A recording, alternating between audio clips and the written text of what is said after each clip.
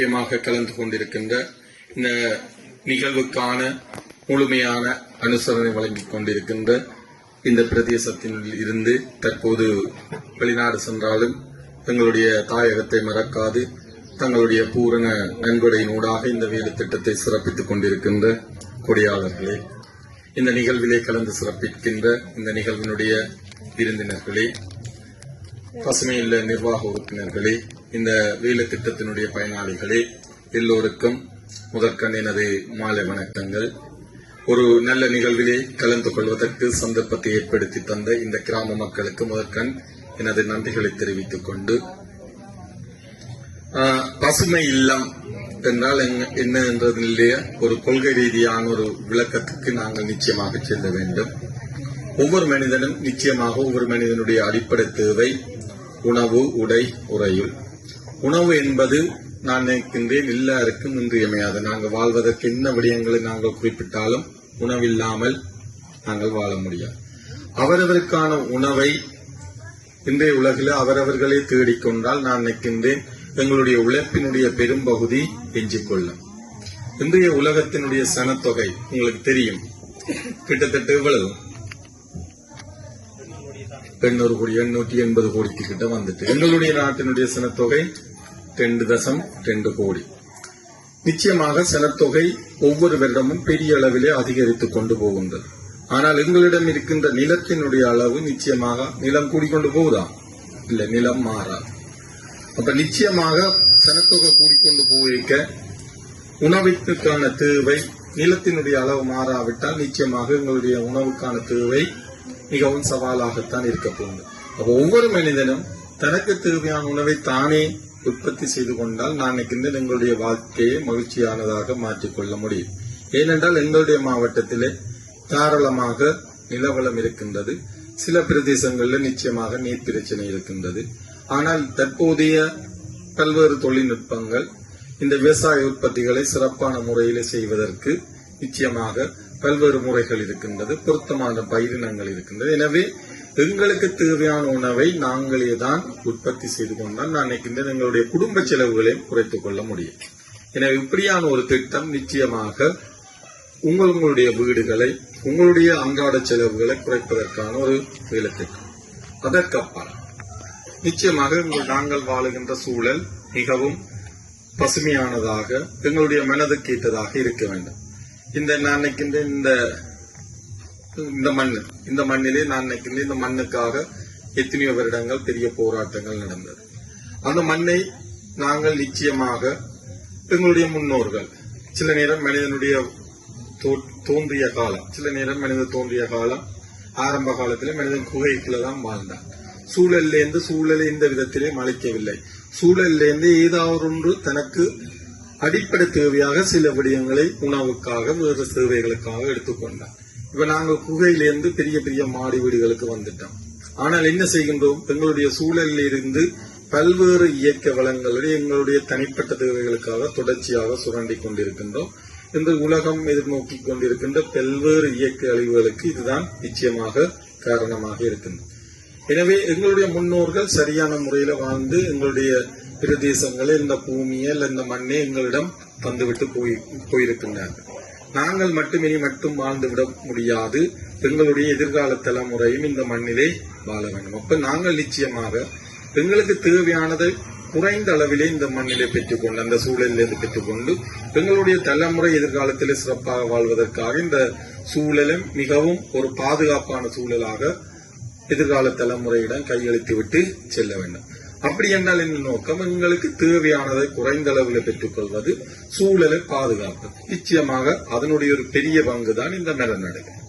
நாங்கள் மரங்களை வெட்டுகின்றோம், பிளாஸ்டிக் பொலித்தீனை கூடுதலாக பாவிக்கின்றோம், தேவையில்லாத உரங்களை அளவுக்கு அதிகமாக பயன்படுத்தும். இப்படி பல்வேறு விதமான எங்களுடைய செயற்பாடுகள் இந்த சூழலுடைய மாற்றத்துக்கு அடிப்படை காரணங்களாக இருக்கின்றது. இந்த நீங்கள் இப்ப சிலது சொல்லுகின்றார்கள், வெப்பநிலை கூட, நிலவும் கன பிரச்சனைகளை சொல்லுகின்றார்கள். நிச்சயமாக நாங்கள் சில நேரம் நெப்பம் இதுகள் என்றும் எங்களை தாக்காதாண்டு.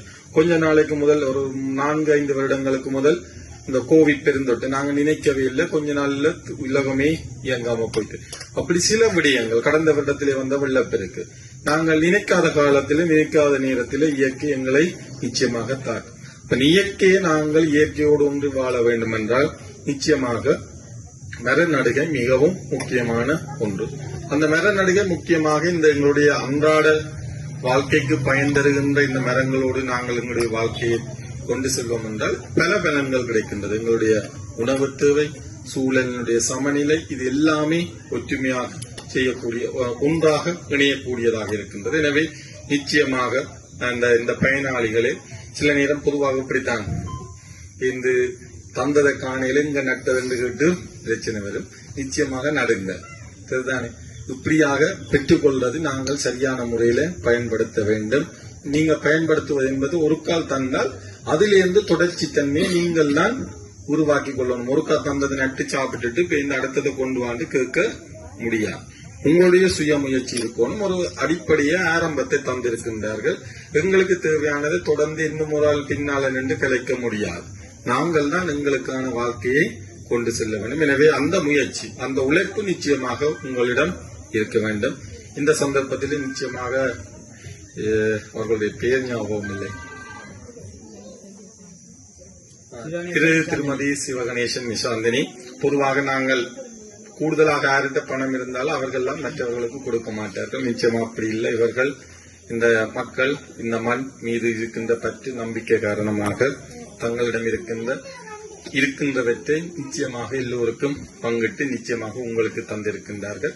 இந்த அவர்களுடைய முயற்சிக்காக நிச்சயமாக மாவட்டம் சார்பாக அவர்களுடைய என்னுடைய பாராட்டுகளும் வாழ்த்துக்களும். உங்களுடைய தன்னலமற்ற சேவைக்காக தொடர்ச்சியாக உங்களுடைய சேவை இந்த பிரதேசத்துக்கு, எங்களுடைய மாவட்டத்துக்கு தேவை. உங்களுக்கு இறைவனுடைய ஆசையும் அருளும் நிச்சயமாக கிடைக்க வேண்டும்.